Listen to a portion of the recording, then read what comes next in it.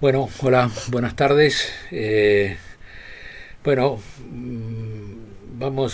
voy a tratar de explicaros un poco qué quiere decir esto de el tiempo en las estructuras clínicas, que es un título aproximativo que se me ocurrió para presentar esta idea, ¿no?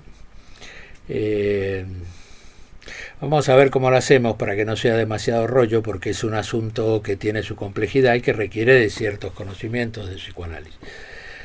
Pero bueno, voy a tratar de hacerlo de una manera, bueno,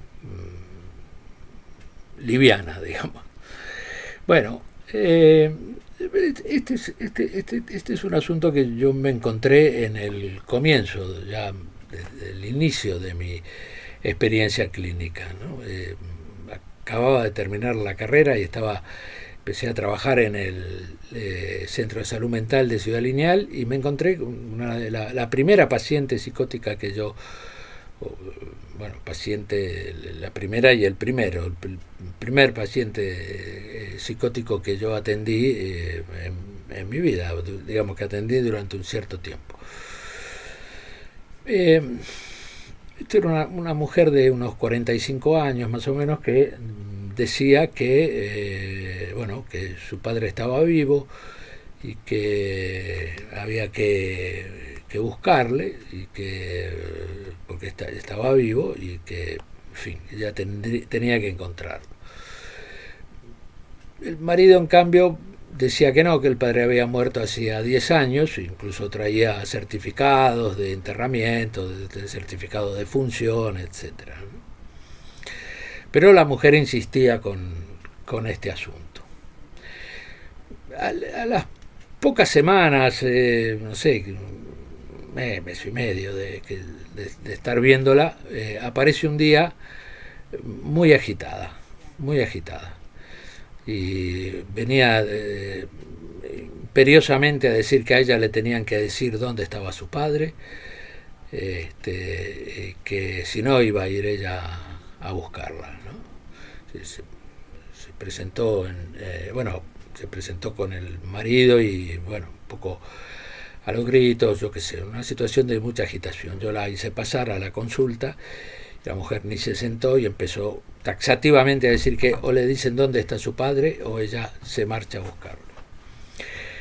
Claro, para mí era una situación bastante complicada, además de mi inexperiencia, este, porque, digamos, si la ingresaba, que hubiera sido lo más indicado, yo calculaba que se iba a deteriorar la relación transferencial con esta paciente, ¿no? Iba a pasar a ser uno más, digamos. De todos esos que le insistían en que su padre estaba muerto y que se dejara de fastidiar. Como yo no le dije nada, ni que sí ni que no, conmigo ya de entrada empezó a hablar. Pero este día venía completamente agitada. Yo no sé qué habría pasado, pero venía en ese estado. Y ella insistía, sobre todo decía que sentía como una mano que la empujaba. Dice, yo siento como una mano que me empuja, a mí me lo tienen que decir, si no yo tengo que salir a buscarlo, si está en Francia que me lo digan, si está en el Francisco Franco que me lo digan. En aquella época el Marañón se llamaba todavía, o se había llamado, ya no se llamaba Francisco Franco, no, pero se había llamado hasta hace poco, y cuando esta mujer, en fin, esta mujer le llamaba todavía al Francisco Franco. O en el Pardo, bueno, ahí un poco a la desesperada y con la sensación de ganar tiempo. Fijaros, ¿no? Qué curioso, porque yo la sensación que tenía que por lo menos ganar tiempo. Se me ocurre preguntarle, ¿y a qué la empuja? Y eso, la mujer se quedó así, se sentó y me empezó a explicar. A que le busque, a que le encuentre y a que le hagan un monumento. Hay que hacerle algo porque mi padre fue un santo. Total, que a partir de ahí empezó la sesión. Empezó la sesión. ¿No? Fijaros que ya ahí, bueno, yo las conclusiones las voy a contar después, porque yo en ese momento todavía no había sacado ninguna. Eh, entonces, ¿qué pasó? ¿Por qué esa intervención mía que casi de casualidad, de casualidad, supongo que no, supongo que efectivamente algo, ya algunas horas de análisis tenía, no sé, quiero decir que no fue simplemente una ocurrencia y yo no esperaba nada de eso, pero tuvo un efecto sorpresivo, lo cual ya hace pensar que tuvo un efecto de interpretación. Bueno, entonces la pregunta, la cuestión que yo me planteaba, hay que decir que en el Centro de Salud Mental, en esa época, que eso era la segunda mitad de los años 80, yo estaba muy bien acompañado por el doctor Ricardo Sayeg y por el doctor Enrique Rivas, que, bueno, estaban ahí en el centro y, bueno, tenían unos interlocutores estupendos. Entonces, a mí me empezó a parecer que que mi pregunta introducía una metáfora y que esa metáfora tuvo efecto. Esa mujer metaforizó ese empuje de la mano, un empuje cinético, ¿no? Un empuje en movimiento, porque, digamos, el hecho de que ella se fuera a buscar a su padre no era ninguna tontería, porque a esta mujer la ingresan cuando un día se larga y se pone a caminar y la encuentran caminando ya varios kilómetros por la carretera del Pardo, ¿no? Entonces esta deambulación era una posibilidad muy real, ¿no? Bueno, entonces, pero ¿no? Ese empuje pasa del empuje, el empuje semiótico pasa a ser un empuje a la palabra. Y empieza una sesión y lo que era una necesidad inminente de resolución empieza a ser, se da un tiempo. O sea que sí, que gané tiempo con esa pregunta, pero de una manera que yo ni me la imaginaba, ¿no? Pero entonces, a mí lo que se me planteaba es que lo que había pasado había sido una metáfora sobre la palabra empuja. Es decir, un cambio de sentido, una sustitución de sentido. No importa que sea el mismo significante. Es cierto que la metáfora es un significante por otro, pero el empuja uno, que ella decía, y el empuja dos, que es el que yo le digo, son dos significantes distintos. Entonces ahí hay una metáfora. Ahora bien, entonces hay que decir que eso contrariaba bastante, ¿no? la forma en que se estaba teorizando el tratamiento de la psicosis en ese momento. Las cosas han cambiado mucho. Pero bueno, hay que tener en cuenta que en esos años todavía el psicoanálisis aquí en España era recién llegado, ¿no? No sé, 10 años de la llegada de Masota, más o menos. Bueno, en fin. Porque entonces, si un psicótico puede hacer una metáfora, puede cambiar de estructura, puede dejar de ser psicótico, hacerse neurótico. Y eso, claro, eso veíamos que no. Eso veíamos que no.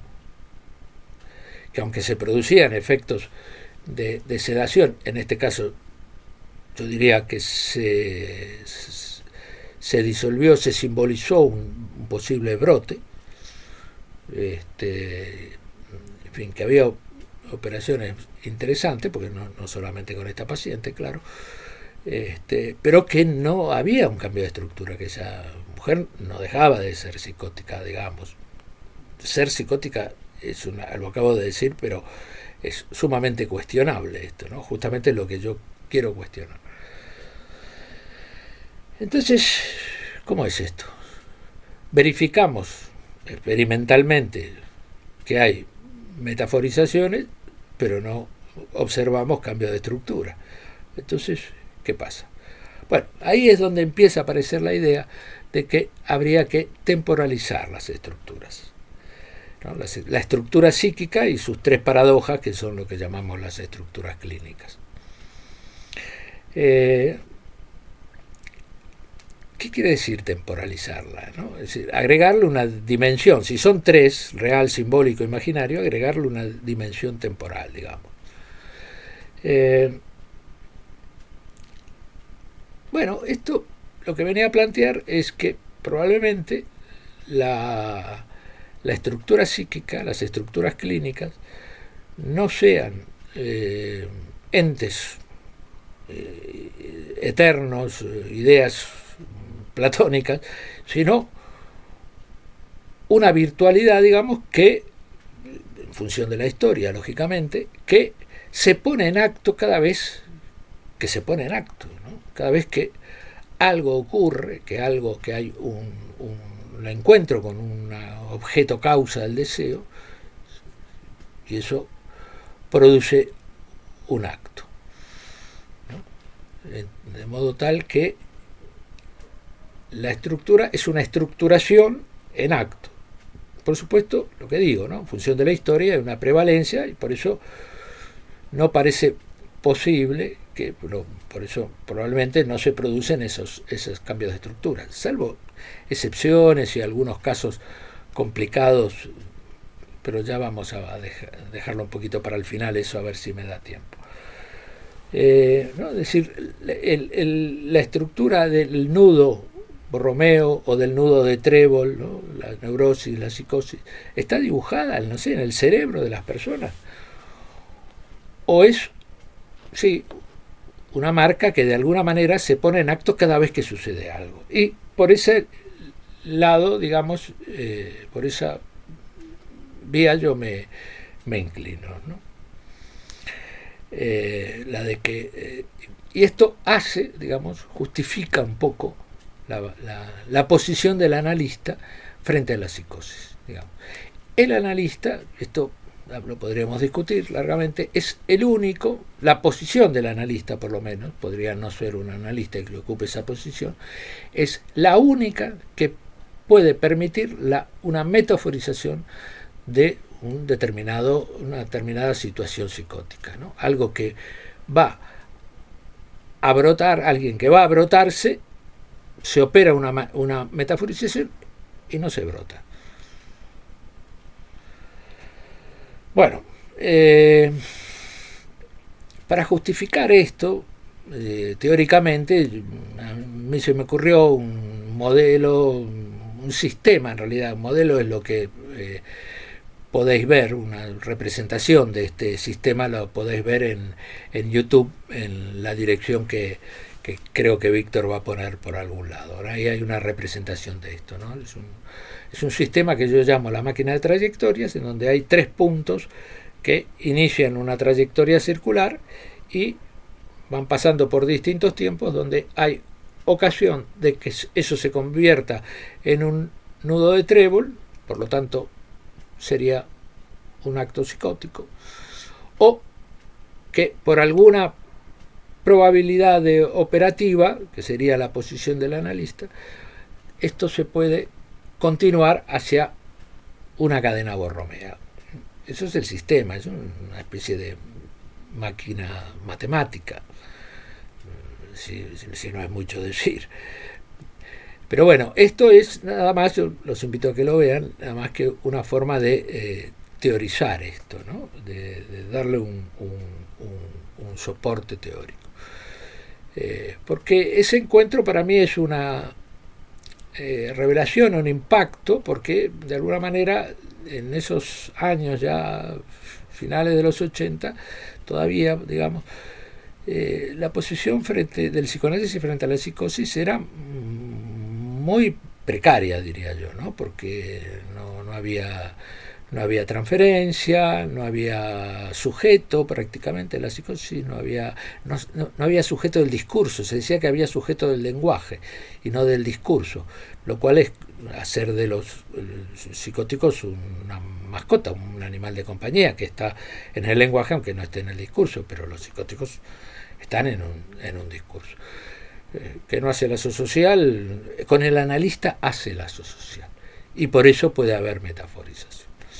Y por eso puede haber este tipo de interpretación, ¿no? Donde no es a usted le pasa, yo le digo a un psicótico, a usted lo que pasa es que se quiere acostar con su madre, si hay transferencia se brota, y se acabó, y probablemente pase a ser un perseguidor o algo por el estilo. Pero la interpretación que yo hago es simplemente un cambio de sentido. Ni siquiera está hecha desde un saber. ¿No? Es simplemente esto, ¿no? ¿A qué la empuja? Y cambia el sentido. De modo que esto es lo que a mí me hace pensar, tratar de desarrollar ese modelo teórico de que es necesario pensar las estructuras clínicas temporalizadamente.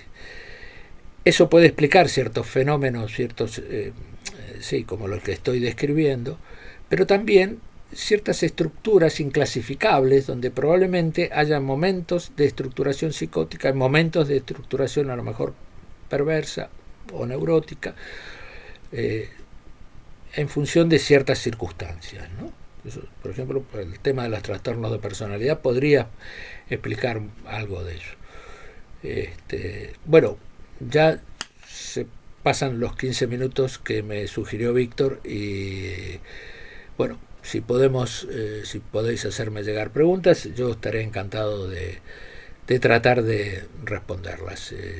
Víctor también pasará una serie hay por lo menos un link para un artículo donde yo explico un poco más extensivamente esto en Aqueronta hace ya algunos años.